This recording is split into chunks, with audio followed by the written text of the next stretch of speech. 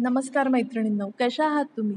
आजचा विषय आहे तुम्ही तुमचे सिक्रेट्स, खाजगी गोष्टी, भावना कुणाला सांगता? रादर कुणाला सांगतात?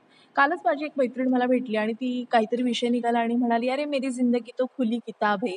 मी कुणापासून काही लपवून ठेवत नाही." आणि तेव्हाच माझ्या मनात विचार आला, की आपण आपलं आयुष्य हे खाजगी का ठेवत नाही? का आपल्याला सगळ्या गोष्टी इतरांना सांगायच्या असतात? मैत्रिणींनो, तुमच्या आयुष्यात एक जरी अशी व्यक्ती असेल ना, जिला तुम्ही तुमचं मन मोकळं करतात. समजा ती तुमची आई असेल किंवा तुमची मोठी बहीण असेल किंवा तुमचे मिस्टर असतील, सफिशियंट आहे. प्रत्येकाला तुमच्या आयुष्यातले दुःख, प्रॉब्लेम किंवा गुपित सांगायला जाऊ नका. आता प्रत्येकजण म्हणजे कोण, की ज्या व्यक्तीबरोबर आपल्याला बोलावंसं वाटतं. आता आपल्या आयुष्यात असे बरेच जण असतात ना, ज्यांच्याबरोबर आपली वेव्हलेंग्थ मॅच होते. उदाहरणार्थ शेजारच्या काकू, समोरची वहिनी, वरती राहणारी ताई किंवा ऑफिसमधली एखादी सहकारी जी आपल्या बहिणीसारखी वाटते.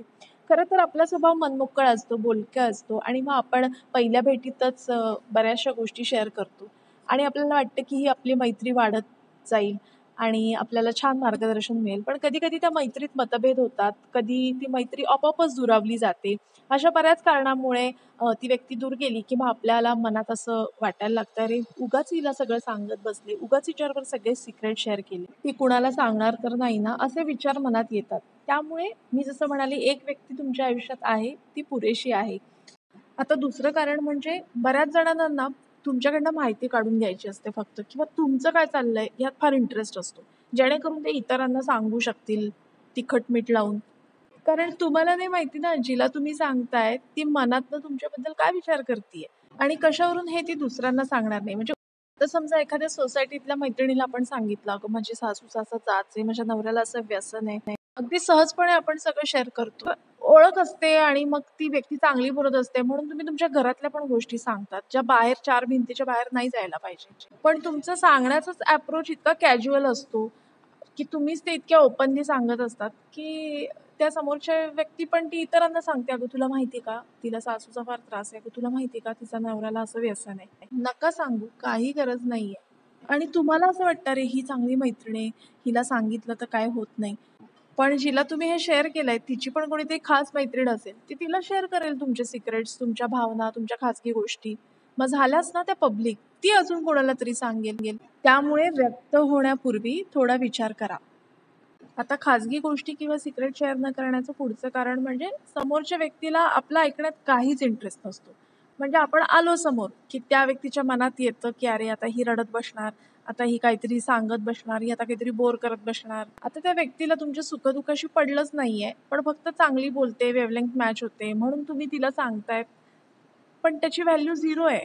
तुमचा वेळ तुम्ही वाया घालवताय आणि त्या समोरच्या व्यक्तीचाही. कारण मुळात तुमच्या सुख-दुःखाशी तिला काही पडलेलं नसतं. हाय हॅलो केलं, छान बोललीस, जरा वेळ छान गप्पा मारण्यात घालवला, झालं. Okay fine.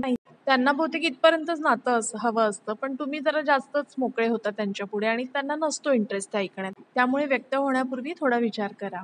पण मग आपला मोकळा स्वभाव आणि बोलकेपणा बंद करायचा का? मग लोकांशी बोलायचंच नाही का? असं नसतं.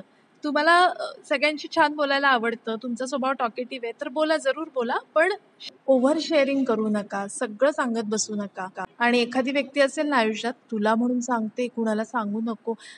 अशा व्यक्तीला तर अजिबात तुमचे सिक्रेट शेअर करू नका. कारण ती व्यक्ती जर दुसऱ्यांचे सिक्रेट तुम्हाला सांगू शकते, तर तुमच्याही खाजगी गोष्टी आणि सिक्रेट ती इतरांना सांगू शकते. जरा हलके-फुलके विषय तुमच्या बोलण्यामध्ये ठेवा. त्यात फारसं गॉसिपिंग नसेल किंवा फारसं खाजगी गोष्टी नसतील. आणि अगदीच व्यक्त व्हायचं असेल ना, तर मोबाईलच्या रेकॉर्डरमध्ये तुम्हाला जे वाटतं ते रेकॉर्ड करून तुम्ही तुमचाच आवाज ऐका. आपला आवाज ऐकायला पण छान वाटतं आणि मन पण मोकळं होतं. हा प्रयोग एकदा नक्की करून बघा.